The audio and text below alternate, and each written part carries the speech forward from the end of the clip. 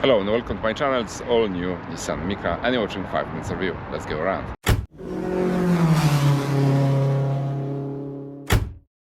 New Nissan Micra, fresh design, even a bit of Fiat 600 in those headlights.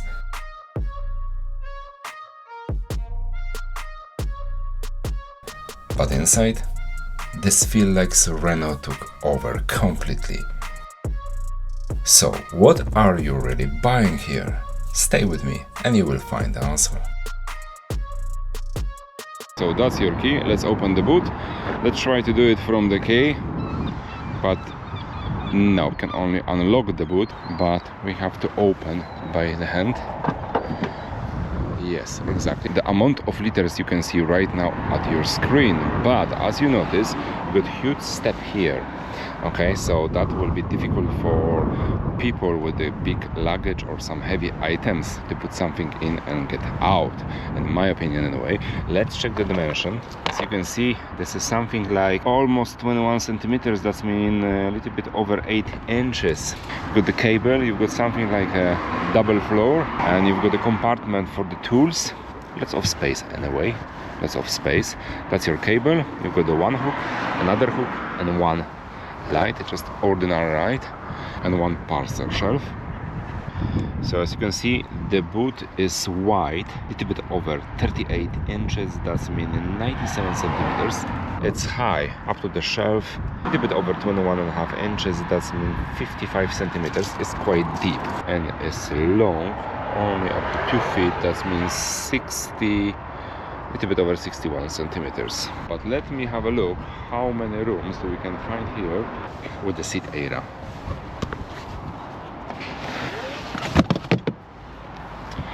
So as you notice, we have huge step, but apart of that, if you really need to travel with something long, you can manage from the upper part of the backrest. There's exactly 46 inches, that's mean 117 centimeters. So I'm more than sure, like in the old Renault, we have to open the bonnet from this side. Yeah, that I know it's Nissan, but this is the Renault platform. So under the bonnet, you've got of course the electric engine, some more battery, and all details you can see right now on your screen. Let's go inside the car. Let's start from the handle, because that's very important, especially for me. So as you can notice, there is lots of room here for even for big hand like mine. So it's absolutely fine. There is lots of space for the fingers. At the back, you've got the different handle like a Nissan Juke or many other cars. There is also lots of room. Okay, let's open the door and let's check the quality. So the upper part is made of hard plastic. Here it's nice and soft. I don't understand why the upper part is not made by the soft material. The armrest is quite, I will say, long and quite wide. Okay, it's a little bit soft, fine. And you've got the pocket, but look at that, guys. If you open quickly the door, something can just drop on the floor. So let's take a look at the seat, which are, in my opinion, quite comfortable. And also the side support is very big. It's very big. It's like a sport car. But anyway, you've got lots of room for your bag, just because the side support is very soft. I love it. Also the side support at the seat is quite soft. And you got the lumbar support here, as you notice. And the other part of the seat has only manual adjustment in this configuration anyway. So let me jump inside there. Okay guys, I'm inside the car, and to be honest with you, that's huge surprise. Huge surprise. Why? First of all, this car has a lots of room inside, especially for the driver and for the passenger. There's a little bit less room at the back, but I will talk about it on the next few minutes. The driver's seat now is on the lower position, and I'm 193 centimeters tall, and above my head is a little bit over 5 fingers. 5 fingers in this car is absolutely perfect. Let's talk about the room for my legs, because that's very important. Look at that. lots of room from my right side and also from the left side. And what is more important, this car doesn't have the huge, long and wide tunnel. And all the time I'm complaining about the space for my leg. But in this car, it's on the very low level. That's mean I've got lots of space here, and I'm not even feeling that I've got something between the passenger and the driver. So now let's talk about the visibility, because that's also very important. So the camera now is on my eye level, and that's what I see around myself. That's the visibility. And honestly, it's another good point of this car, because this car has great visibility. Look at that, guys. Okay, I can just complain a little bit about this part of the A pillar, because on this part is too wide in my opinion. But I was driving on the car park already, and even on the corner, I'm not bothered about it. That's my opinion, all right? So at the front, between the lower part of the mirror and the lower part of the windscreen, we've got visibility like that. So this is the, let's say, one of the best visibility, okay? So also from this side, I cannot complain. So the mirrors, that's quite interesting, because they seems to be small, in my opinion. They should be a little bit bigger, or the view at the mirror should be a bit bigger for me. Okay, you can see everything what you want to see. When you look at the back, like that, from your arm, you can notice that in this car, the visibility through the back is absolutely perfect. And honestly, you don't need any camera in this car. You've got the camera, of course, but that's not necessary. If you are short person and you like to sit very low, what can be happen? Just look at that. If you will be on, let's say, on that level like me now, okay, so from my perspective, that upper part of the screen just covers a little bit the windscreen, the lower part of the windscreen. That's why you have to adjust the seat a little bit higher, just for your comfort and also for your safety. Let's talk about the steering wheel now. It's a little bit cut at the top and cut at the bottom. It's round, but seems to be like a square. It looks like that for me anyway. A little bit piano black here. Okay, you've got the drive modes, of course. You've got the Eco, Sport, Personal and Comfort. As you notice, the gear stick you've got here, which is a little bit too long for me, a bit high.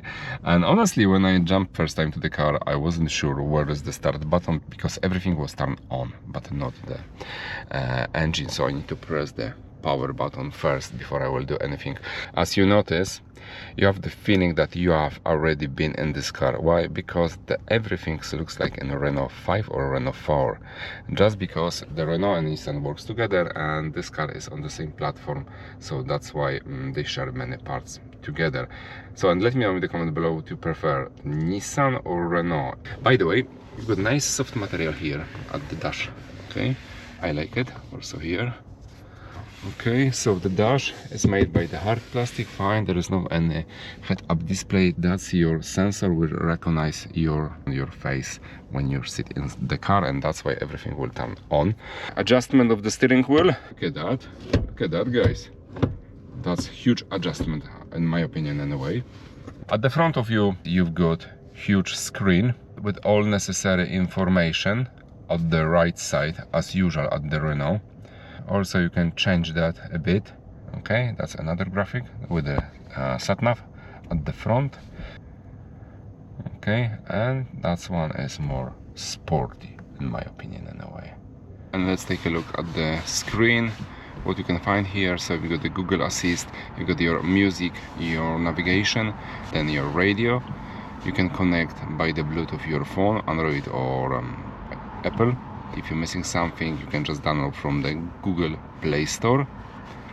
Okay, and the most important, that's the car. So as you can see now, we are in the personal mode. We can change also here for comfort, eco, sport or personal, or configure that. That's the more important option. Energy, program, battery, also settings. Then you can clear the air inside the car. My driving, the all information about your driving, drive assist, safety, okay, comfort and parking. All right, then the vehicle access, welcome, whipping, cockpit and tire pressure. All right, and settings. Easy peasy. The most important part, you've got the physical button here, and that's great because usually in most of the car you need to adjust everything or set up from the screen, touch screen, which is not comfortable. Let's be honest, especially when you're driving. Below that, you've got something like, I never know what is that and for what. Okay, some storage, electronic brakes. You've got 12-volt socket, 2 USB port C. That's your induction charger with a rubber mat. Okay, that's your 2 cup holders. Okay, they are like square, and you've got the armrest which you cannot move all the way to the front, all the way to the back, and that's good because anyway it's quite long, and also you've got access to the 2 cup holders. By the way, armrest I will say is quite nice and soft. I love it. Okay, and you've got very small storage below that. As you notice, the top of the car is made by the dark gray material. I'm not fan of that. I prefer something more light or even glass roof. Okay, so you got your sun visor with the LED light and average size mirror from both sides, of course. Okay, you don't have any extra space for your sunglasses or something like that. You got the extra light here when you can turn on this way. Storage on the front of the passenger, which is quite deep, very deep, like in all Renault cars. Okay, so at the steering wheel you got also this button, so that means you can customize this button for your preference. How does work? You need to just press the button and hold for a couple seconds, and now you can see all the options. You can choose one of those. Let's say hit steering wheel, and now if you just press the button, let's say okay, and you press the button, the steering wheel will be on, and I can feel that straight away. That's worked very fast. If you want to turn off, you just press once again and it will be off.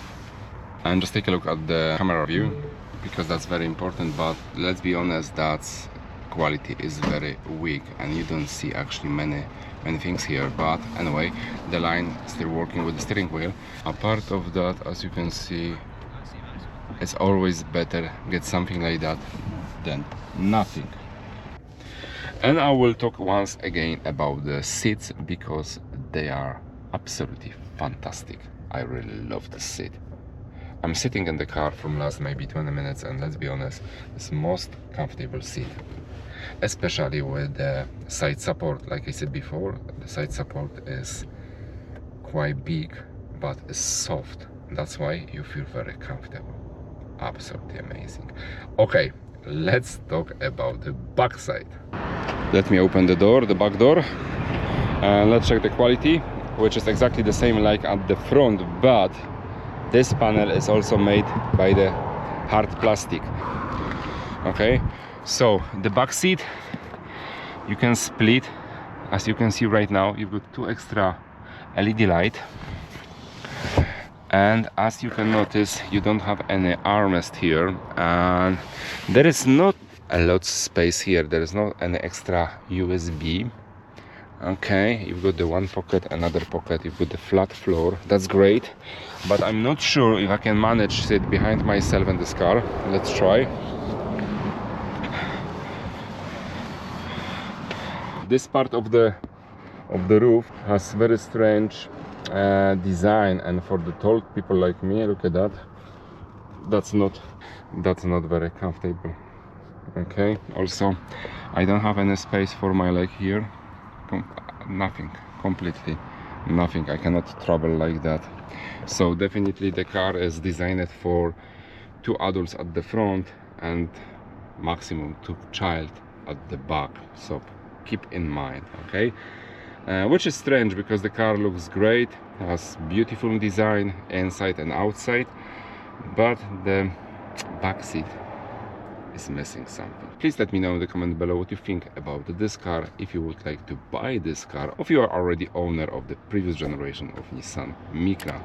As usual, please subscribe to my channel. Thanks for watching, take care of yourself and your 4 wheels, and see you next time.